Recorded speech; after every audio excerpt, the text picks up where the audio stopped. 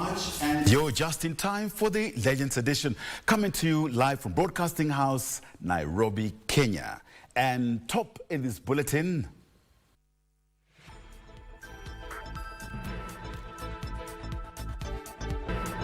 another death in school. Family of a 13-year-old pupil demands justice after mysterious fall from the 8th floor of dormitory cut short his life. Ambia vijana wa hapa nitakuwa na mpango ya wao kupata ajira. President William Ruto roots for the affordable housing program, terming it a major job creation venture for the youth. Na kina Robert wamepitisha kwa National Assembly na Senate wamepitisha, ile mebaki ni the bills anchoring this conclusion. Azimio leaders Raila Odinga and Kalonzo Musyoka call for the full implementation of the National Dialogue Committee report.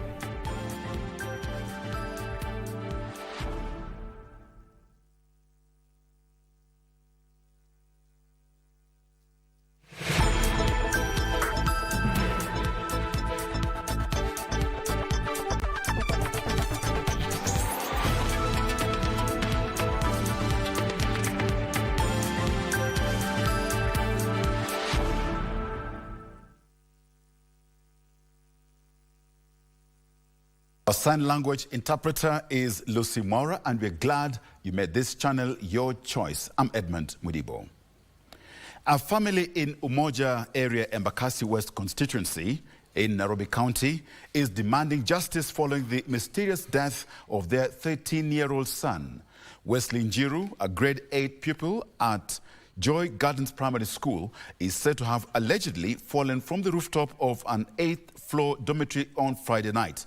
Police say that they found the lifeless body on a balcony located on the 1st floor of the building and have arrested 4 people as investigations continue. The pain of losing a child, Stella Nyawira is in desperate search for answers. I just want justice for my son. That is all I want from the authority, to know the truth, what really happened to him. The truth, that is what will set us, that is what will set us free. Yeah. Her son allegedly died under mysterious circumstances at school. Kwa saa 2:30 hapo, wakaniambia nikuje shule, Wesley asikii vizuri nimpeleke hospitali. So, nilikuja nikapanda tu nduthi, nikakuja mbio, nakuta kila mtu is crying, even the student. On Saturday morning, Stella was back at school to find out how her 13-year-old son fell to his death from the 8th floor. We stayed here like 4 hours before even they were not telling us what happened to Wesley. They didn't tell us what happened to him until when the police came. That's when the police came and broke the news that Wesley is no more. They didn't tell us the cause of the death at all, but they were saying that he fell down. But like you can't find any sign of blood. A layman look, you can actually see this is not normal, that somebody can fall from a 7th floor and just get into a veranda somewhere on mezzanine with no damage or no blood. She says she noticed few bruises on her son's neck, leg and forehead. Stella says the school has not been forthright on what transpired on Friday. Buruburu Sub-County Police Commander Francis Kamau says 4 people have been arrested and are helping police unravel the circumstances that led to the death of Wesley Njiru. The family says Wesley has just joined the school for grade 8 and was excited about the prospects of a good year at his new school. So he really wanted for me, like, nimlete boarding school, because he really wanted to concentrate with the studies. And I honored his wish. I asked him like 100 times, Wesley, are you sure you want to come to a boarding school? He said, Mom, trust me, I want to come to a boarding school. I want to make you proud. The body is at Mama Lucy Hospital mortuary awaiting postmortem. Kasi Chenamasha, Legends Edition.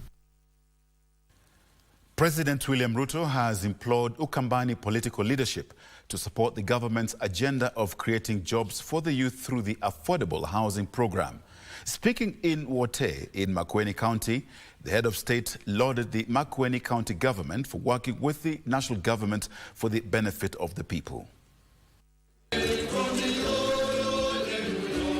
President President William Ruto was in Wote, Makueni County to support fundraising activities for the Catholic Diocese of Wote, as well as appraise the Ukambani citizenry about the projects the government is implementing in the region.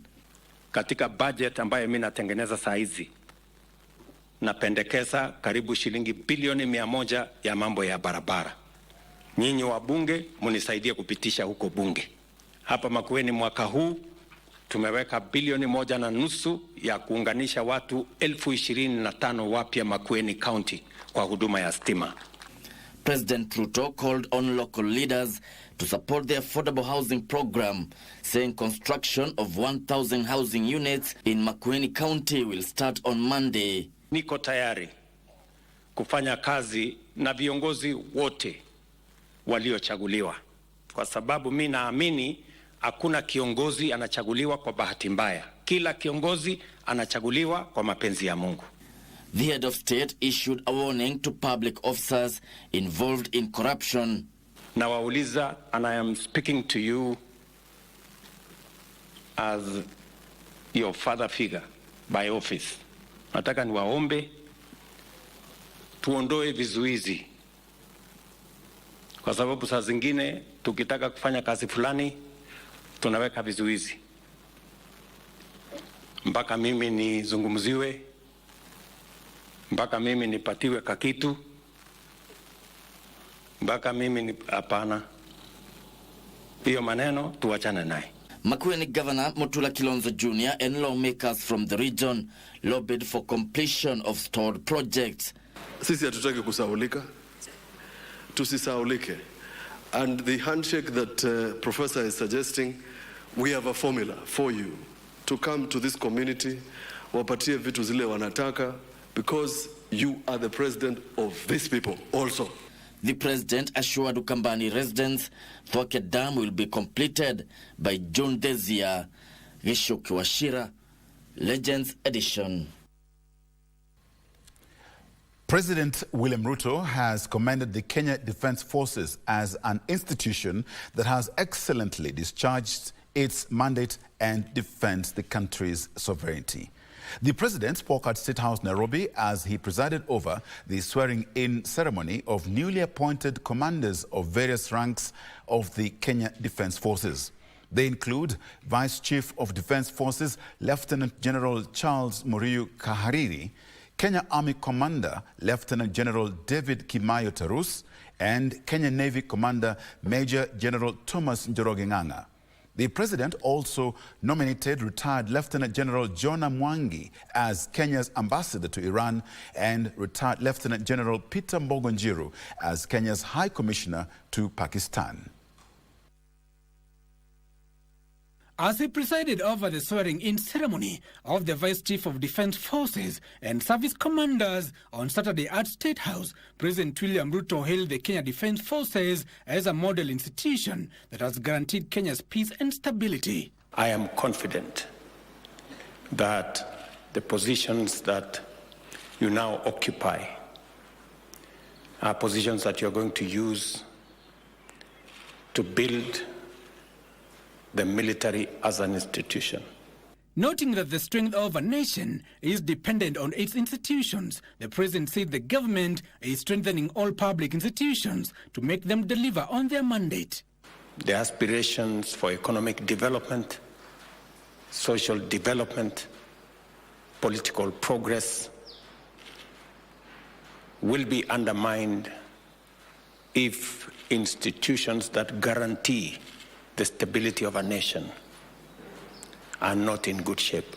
In the investiture of rank ceremony, Lieutenant General Charles Kahariri was sworn in as the new Vice Chief of Defence Forces, Lieutenant General David Kimayo Tarus as Kenya Army Commander, and Major General Thomas Ng'ang'a as new Kenya Navy Commander.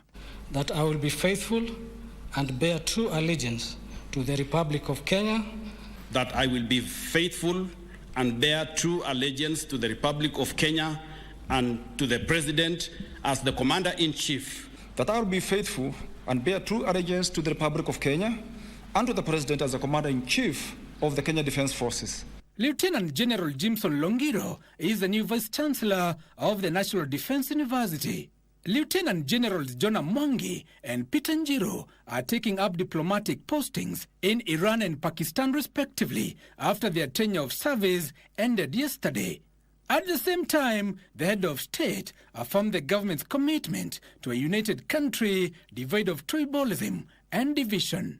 Your appointment signifies your commitment to Kenya, your professionalism as officers, and the positions that you have been appointed to are positions you have merited.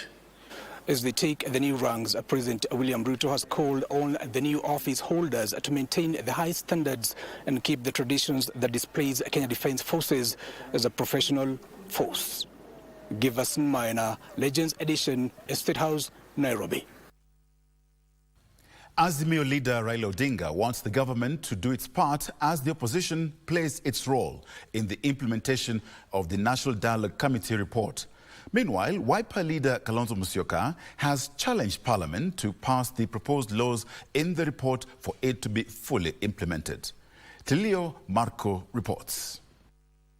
Azimio leader Raila Odinga says the spirit of bipartisanship should guide the full implementation of the National Dialogue Committee report. Speaking in Kibra, Raila said Azimio is committed to ideals it has always pushed for. Walilete mimi report. So walilete mimi report. Ngine wakapelekwa kwa Ruto huko. Sasa tumebakia na kutekeleza hiyo ripoti iwe implemented.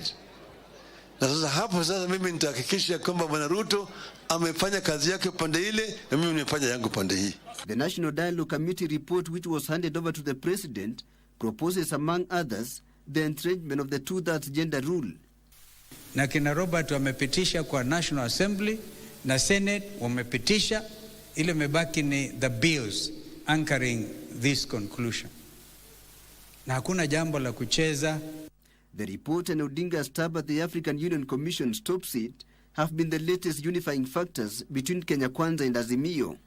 Niliwaambia tutapanga maneno kabisa na hakuna mtu atakuwa loser kwa hii kitu. Tutapanga ndio kila mtu apate kasehemu kidogo ndio tuende mbele. Tilio Marco for Legends Edition. President William Ruto and Deputy President Rigathi Gachagua on Saturday paid glowing tribute to the late former State House Comptroller Lawrence Lenayapa for his dedication in service to the nation. The president described Lenayapa, who also served as ambassador to the Netherlands, as a hard-working public servant who gave all for the good of the nation. Rigathi, who represented the president at the burial ceremony, called on leaders to emulate the former administrator by enhancing development in their communities. The late Lenayapa, who also served as Principal Secretary in the Ministries of Environment and Mineral Resources, is survived by a widow and 2 daughters.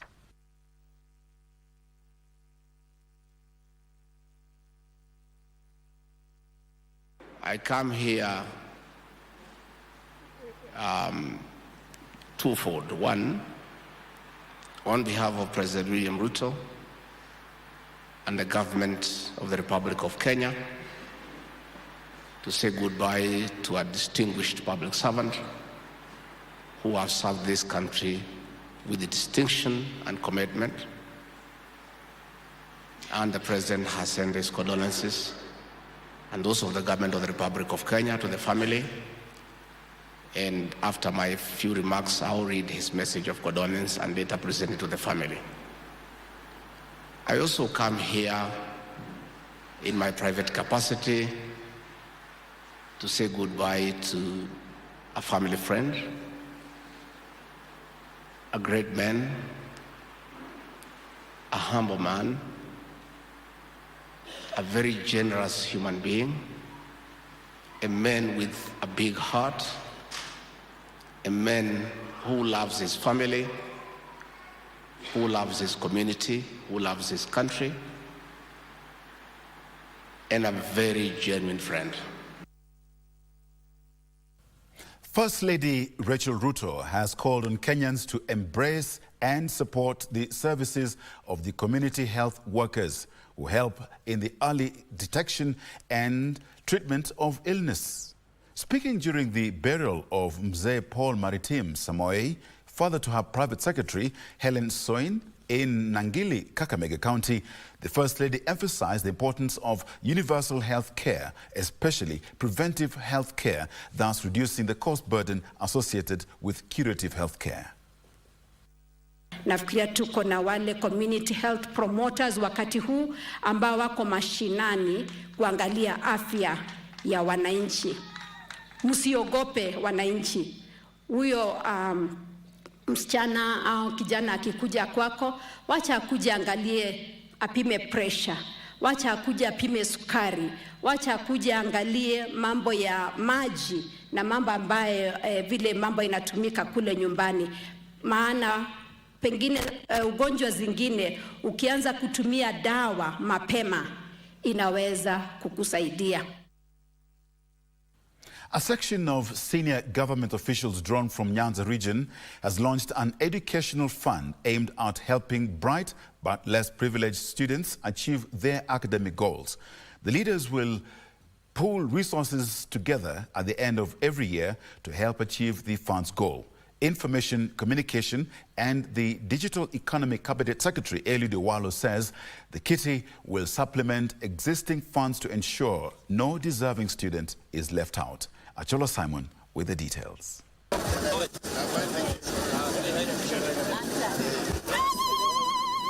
Speaking in Ambira High School in Siaya County as he disbursed checks worth 1.5 million shillings to needy students, Information, Communication, Technology and the Digital Economy Cabinet Secretary Eliud Owalo said education remains the only equalizer in the society. Money. And this is going to be an annual event. Each and every year in January, we will be having money to distribute to bright but needy students, over and above the other bursaries that you already have. We know what it means to miss even basic things like school uniform. So this is an effort that we have started, and it wouldn't be possible if it was not for the support of His Excellency, the President of the Republic of Kenya, Dr. William Samoei Kipchirchir Arap Ruto.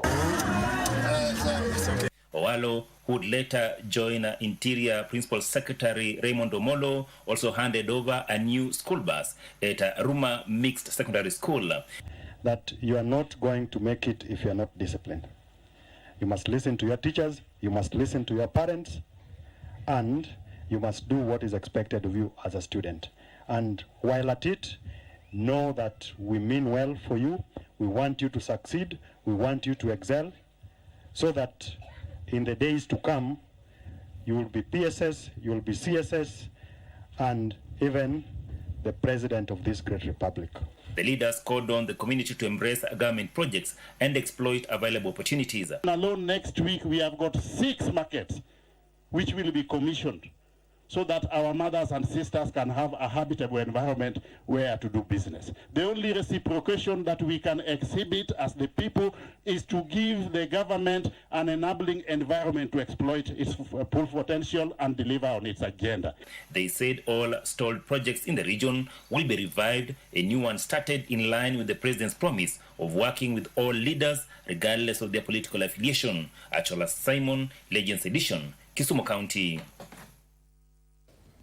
Well, it's just about 30 minutes past the hour, and it's time for our very first break. Stay with us. There's plenty on the other side.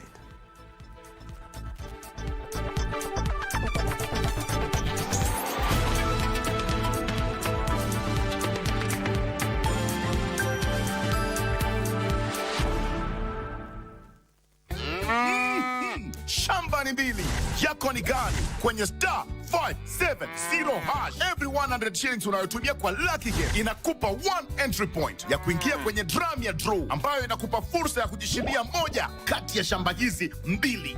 Mwisho wa April namtangaza mshindi wa shamba hili la 1.1 million Kenyan shillings na unapata title deed yako safi. Na mwisho wa Mei namtangaza mshindi wa shamba hili la 1.1 million Kenyan shillings, lori za mawe na mchanga. Ploti ndizo hizi. Dial star 570 hash. Title deed ndio hii. Vuka na shake. Ili kupata msubiri Mungu kama sikiza tune yako, bonyeza star 812 star 501 hash. Kijana kanipigia simu amejawa na huzuni. amefadhaika yuhoi. Nikamuuliza kunani?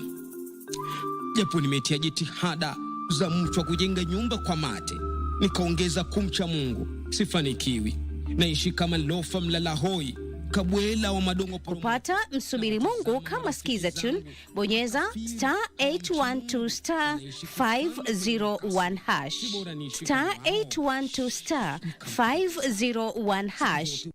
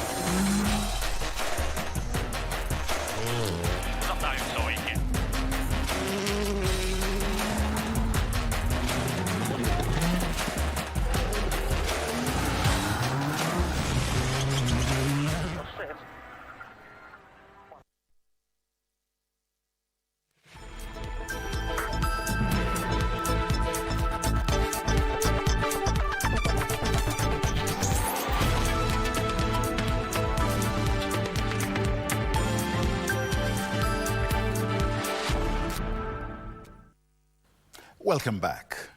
The government has launched the Ramadan Special Relief Allocation and commencement of the distribution initiative for needy families in Nairobi County. Government spokesperson Dr. Isaac Mwaura, who presided over the exercise in the county's capital, said the distribution of the foodstuff worth over 124 million Kenya shillings will be transparent, even as he reaffirmed the government's commitment to supporting Muslim affairs as they embark on the holy month of fasting. We acknowledge the significance of Ramadan in teaching self-control, reinforcing faith and piety, and expression of our deepest respect for the religious observance of our Muslim brothers and sisters. There are also 11 months in this year, that we need to find a formalized way that we can work with the government on matters employment, matters empowerment, matters development, to mention but a few. As you continue with your festivities, rest assured that there is enough security for you.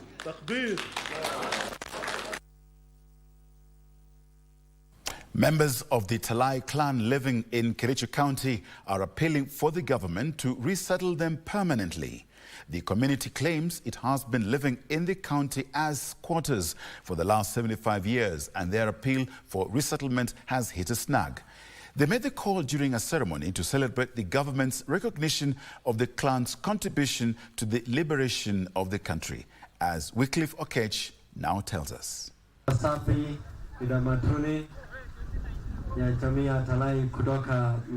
Having been posthumously recognized during last year's Jamhuri Day celebrations and subsequent issuance of certificates and medals to their families, now it was time to celebrate the recognition of Koitalel Samoei, Kipchumber Kolegen, and Singoe Kibugut of the Talai clan.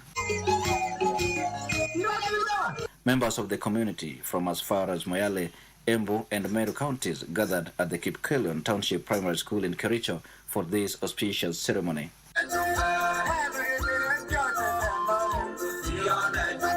Despite being recognized for their contribution to liberating Kenya from imperialism, members of the Talai clan claim their plea for resettlement is yet to be granted. Pale ya kukaa hakuna kabisa. They are squatters in Kericho.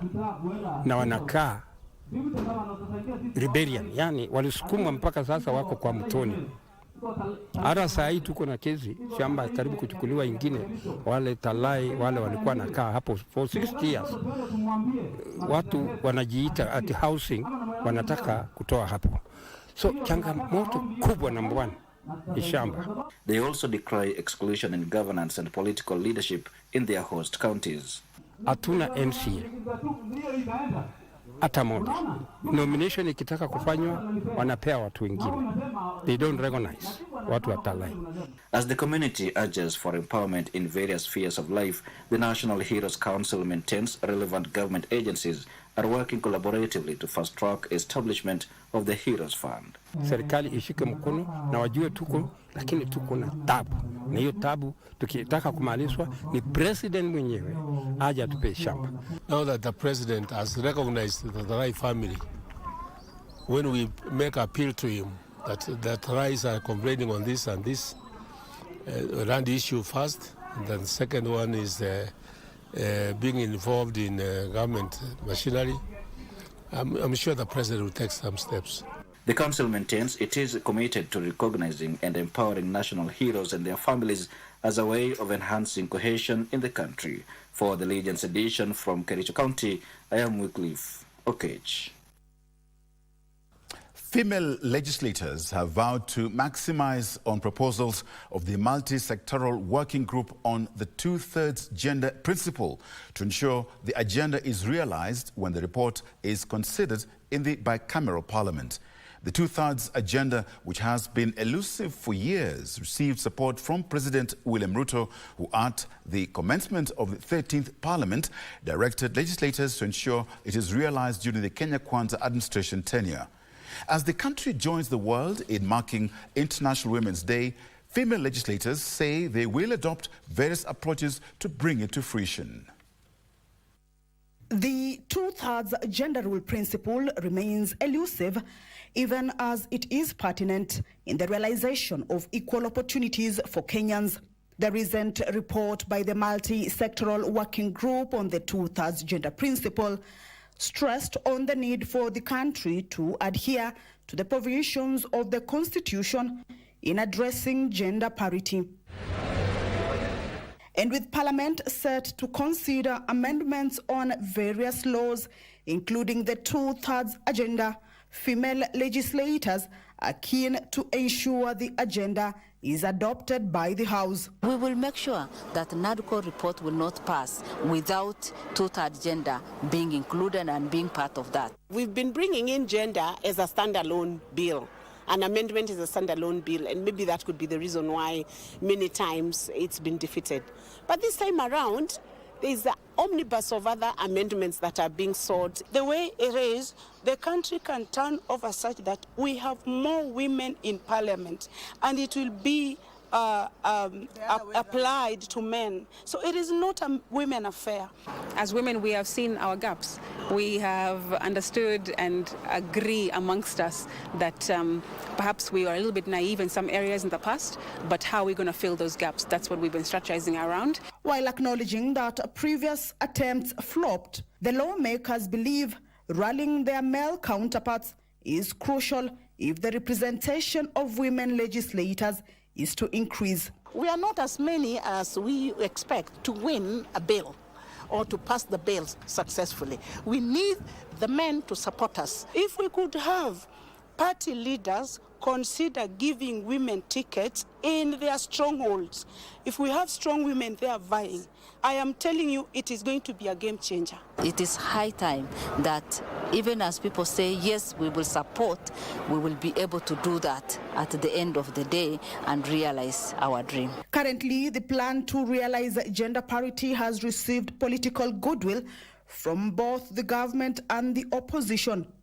MPs say this could be the opportune time to make it a reality. Je, ni nani tutakaye mlaumu kwa kuwekwa kando kwa masuala kama haya? Na je, mbona wale wanawake ambao walikuwa katika ile NADCO committee hakuweza kutupigia kelele ama wakatoa unyende kusema bana sisi tumemaliza, lakini masuala yetu ya jinsia mbili hakuna? Do I believe that politics can politic somewhere in the middle? Yes, I believe that. Sometimes politics happens, but it is now upon us and incumbent on us as women legislators to ensure that this horse is being steered the right way. It will be such a big shame if it fails the third time. I believe that there are many organizations that are looking forward to this. The 13th Parliament has 81 female members at the National Assembly, representing only 23%. 47 are woman representatives, 28 single-member constituencies, and 6 nominated. Senate has 18 female senators, 3 elected and 15 nominated. Kamchimenza for the Legends edition. Meanwhile, women across the country have been urged to take up elective positions ahead of the 2027 general election. The rallying call was made during the International Women's Day, celebrated under the theme, Invest in Women, Accelerate Progress. As the world marked International Women's Day, a section of women leaders in Samburu County visited the remotest manyatas where girls are beaded and married off at a tender age and urged parents to educate the girls. Tumewaambia mila tusikae kufuata mila ya kitambo. Wengine wanasema ilikuwa inafanyika, lakini tunajaribu kuwaelimisha kwamba hiyo wakati imeisha. Tujitokeze wakati ya elections, vile president amesema tujitokeze kuhakikisha kwamba hiyo kiti ni yetu. Hivyo kwamba president ameamua kama mwanaume atasimama kuwa president, wacha deputy akuwe mama. Hii ni nafasi murwa ambayo tunahimiza wamama wetu wajitokeze, tuchukue nafasi ya deputy president, tuchukue nafasi ya deputy governor pia kwa counties. Mwanaume akioa, yeye anaenda kutegemea kwake, anajenga kwake. Lakini mwanamke mwenye ako educated bado atakumbuka tu niko na parents, niko na community ambayo inanitegemea. So kama hata sasa mimi singekuwa nimeeduketiwa, singerudi kusaidia wazazi wangu. Sisi tukiwa serikali tutahakikisha kwamba all children na girls lazima wakuwe kwa shule. In Busia County, leaders address challenges facing women, calling for concerted efforts to strengthen maendeleo ya wanawake organization. Also in Kisii County, calls on men to embrace and support ex-prisoners upon release from jail. Somebody come to such a facility and then they are released to go back out there to the society. Surely it is our duty as fellow Kenyans, as human beings, to embrace them. Let us not judge them for the crimes they may have committed if indeed they have atoned for their sins. And in Homa Bay County, NCBA held a gala dinner for women entrepreneurs, encouraging them to remain resilient. To train, to educate and create awareness to our women and show them the pathways through which they can get access to finances.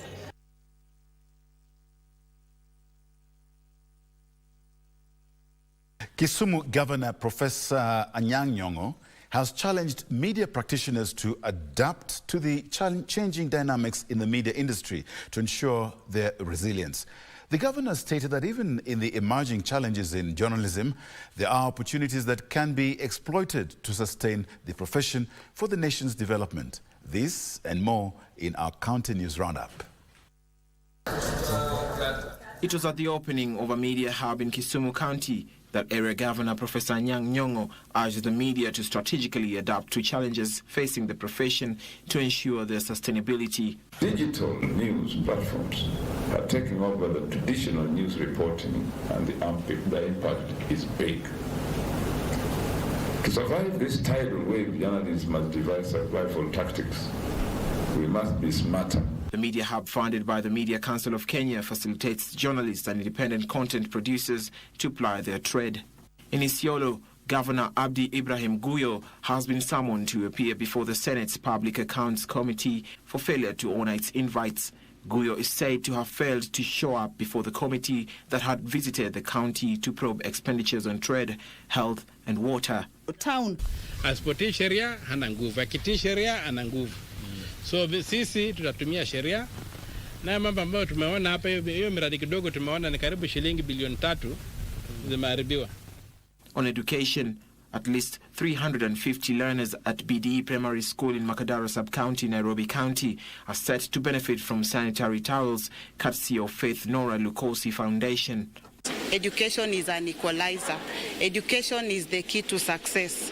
And what we want is to nurture the young girls of BD Primary School to ensure that these girls are properly guided on their career paths. In Mombasa County, the Kenya Pipeline Company is partnering with the Kenya Forest Service in conservation of forests and safeguarding oil pipelines traversing through forest reserves. KFS and Kenya Pipeline Company we have a lot that is in common. When you go to the upcountry, terrestrial forest environment, we have their facilities and infrastructure traversing some parts of our forest.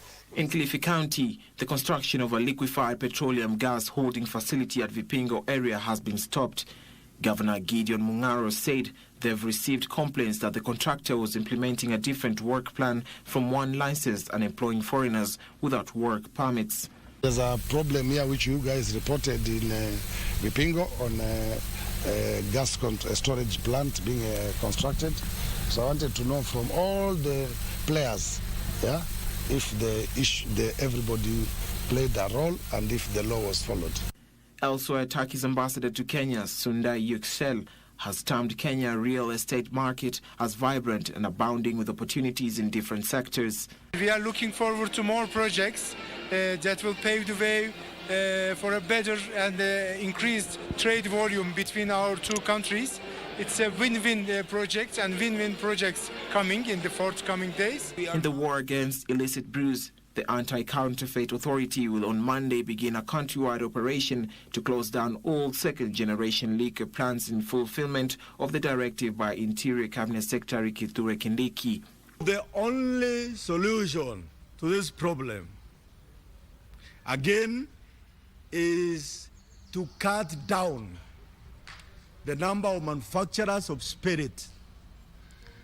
Because what happens is that when you have the license, you open another parallel industry, you get fake raw materials which are toxic and poisonous from see what countries they come through, Panya route.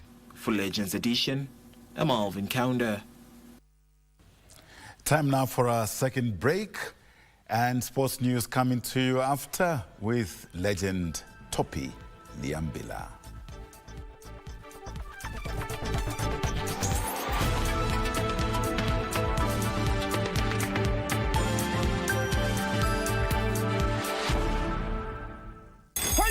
Jinsi ya kungoja kwenye star 570 hash kuna ploti na ni up to 1.1 million Kenyan shillings with a genuine title deed na inakungoja star 570 hash bukana shake.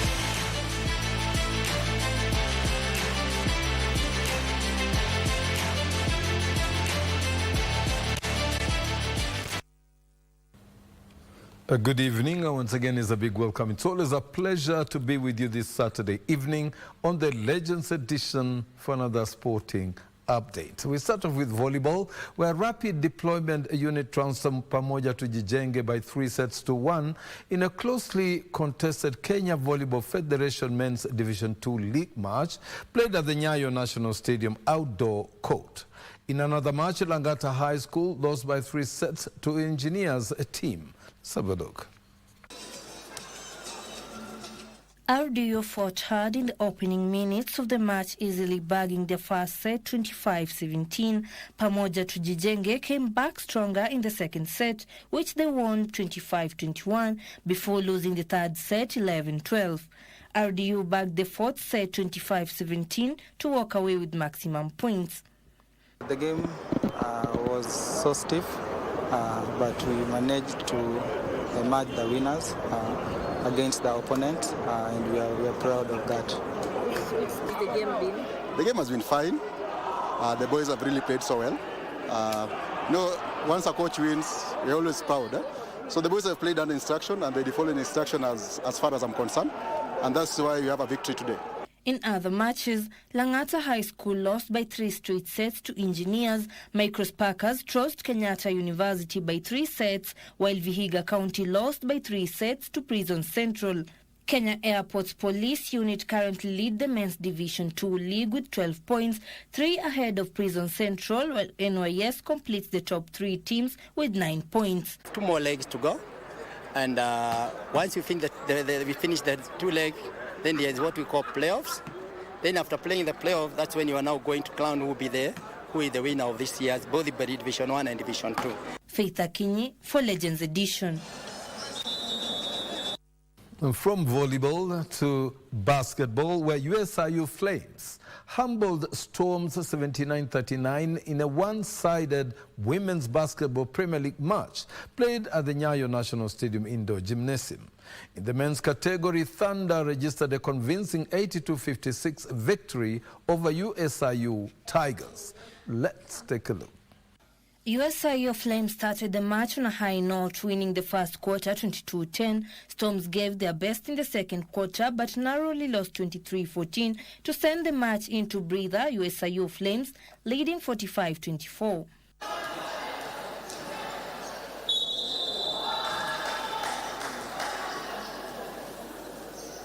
After resumption, USIU won their third and fourth quarter 11-6 and 23-7 to register a commanding 79-37 win. We came hard. We came with the defense that we were talking about. From our last game, it was a bit tough for the fourth quarter, but we improved and we played defense and we were able to make our shots and our runs. Kenya international Hida Indasi was the top scorer for USIU Flames with 18 points, while Daisy Nafula scored 10 points for Storms.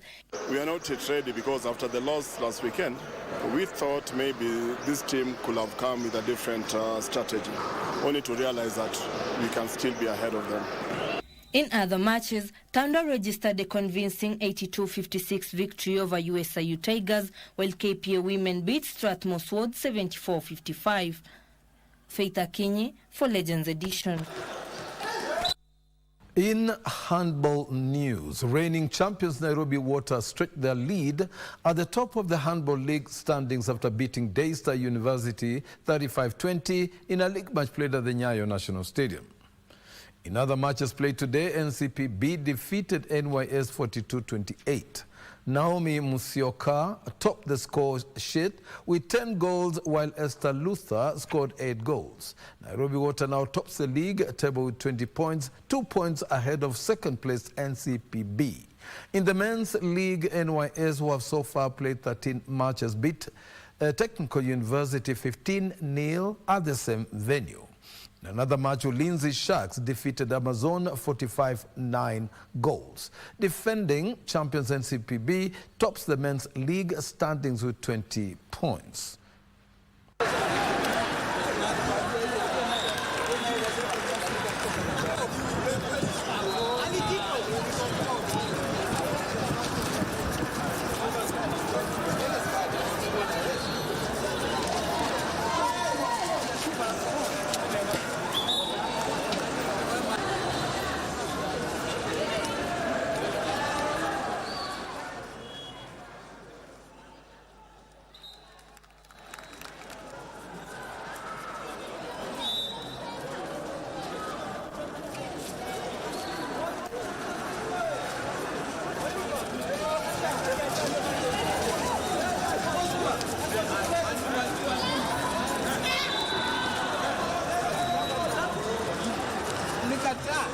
In football, we have the FKF Premier League matches where leaders Gor Mahia registered their second defeat this season. Today, after losing to a solitary goal to Bandari in a league match played at the Bangambaraki grounds in Mombasa County.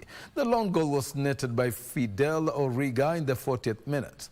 Bandari has now moved up to the second position in the league standings with 43 points, 3 ahead of third place Tusker FC. In other matches played today, Nairobi City Stars were held to a 1-1 draw by Bidco United in the Kenyatta Stadium in Machakos. Murang'a Seal defeated Sofapaka 2-1 in the late kickoff at the Kenyatta Stadium in Machakos. Tomorrow, Posta Rangers will play Kariobangi Sharks at the Police Sacco Stadium, while Kakamega Homeboys will square it out with the Ulinzi Stars at the Mumias Sports Complex.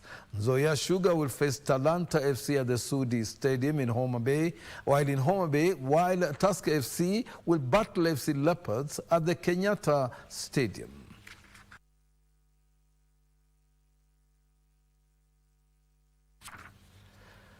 Now, Police Bullets extended their lead in the FKF Women's Premier League match after thrashing FKF Women's Super Cup champions Ulinzi Starlets 4-0 in an entertaining league match played at the Police Sacco Stadium.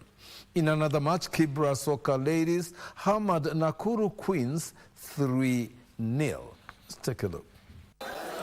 Aluku Anyetu scored a brace for Police Bullets in the first minute and the last minute of the first half. Chris Kach extended the lead for the service women before Rebecca Okwaro sealed the win for Police in the 88th minute.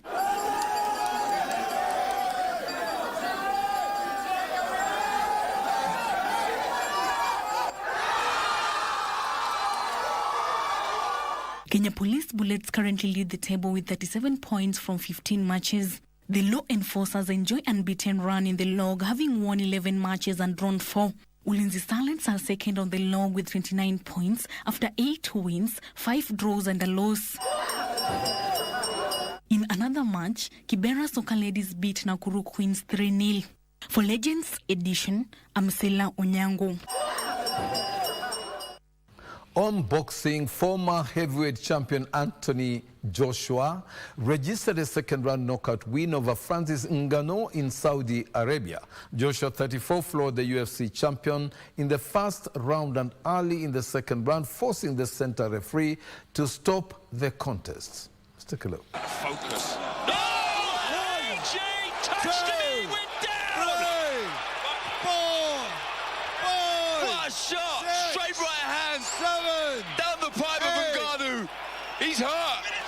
Let's see if AJ jumps right on him. So long, isn't it, from Ngannou? And heavy. Why that right hand? He's Ngannou walked right into it, and you can't do that against Anthony Joshua. He's hurt, badly hurt. He's Anthony Joshua can dispose of the MMA champion. It is lights out. Wow. Anthony Joshua. Incredible! What a shot! And Ngannou's out cold, ladies and gentlemen. The fighting pride of Watford, London, England, former 2-time world champion AJ Anthony Joshua. From Thika, Kieni FC from Nyeri County defeated Meru County's North Imenti team 3-0 in the Moses Kuria football tournament, which was launched today at the Kinoru Stadium in Meru County. The tournament, sponsored by Moses Kuria Foundation, brings together 11 counties from Mount Kenya region and is aimed at fighting illicit brew and drug abuse among the youths in the region. Speaking during the event, Imenti North MP Rahim Dawood said that he will work together with Moses Kuria Foundation to eradicate the menace of drug abuse among the youths and also early pregnancies. In the area, Kieni area MP Anthony Wainaina urged the youths to be responsible and avoid alcohol, which is a danger to their lives. Hii maneno yote tunapanga ndio tusaidia katika hii vita ya kupigana na mihadarati, kupigana na madawa ya kulevya na kuokoa watoto wetu. Hii mchezo sio mambo ya siasa. Hii mambo ya vijana ni matter of national emergency. Now from the English Premier League, Bruno Fernandes and Marcus Rashford, the first half penalties set Manchester United on their way to a 2-0 victory over struggling Everton at the Old Trafford. Eric Ten Hag's side took the lead through Bruno Fernandes' penalty after the James Tarkowski caught Alejandro Garnacho inside the area. Referee Simon Hooper pointed to the spot again when Garnacho was stripped by the Ben Godfrey, and Marcus Rashford sent Jordan Pickford the wrong way to The motoring world, Max Verstappen will start the Saudi Arabian Grand Prix in pole position for the first time after finishing fastest in the qualifying night. The Dutchman's lap put him 3/10 ahead of Ferrari's Charles Leclerc, with last year's race winner Sergio Perez lining up in third position. 18-year-old Oliver Behrman will start 11th in his debut after stepping in for an unwell Carlos Sainz. And the Chinese driver was a passenger as the car thudded into the protective barriers. Sauber's Guan Yu Zhou was unable to take part in last night's qualifying hour despite his team's best efforts to repair his car following a hefty shunt in final practice. Lopes was improving on his lap before being impeded, costing the Finn a place in Q2 and will line up 16th. Nico Hülkenberg's engine gave up the ghost in the opening minutes of qualifying 2 and took no further part in the rest of the session. Daniel Ricciardo, a man hoping to get... And with that motoring story, we bring a wrap to today's Sports Legends edition. And of course, remember that, after our show, there will be Rumba. The Bridge over Congo is back again on Saturday with Big Man Mfumu, Petite Marie-Jose, and DJ Salim, DJ Extraordinaire. And of course, remember that, today again, we shall be there. Dancing shoes, but remember, keep it KBC, your true sporting partner. I'm Topi Lembila, and after the break, it will be Edmund to close the show. Good night.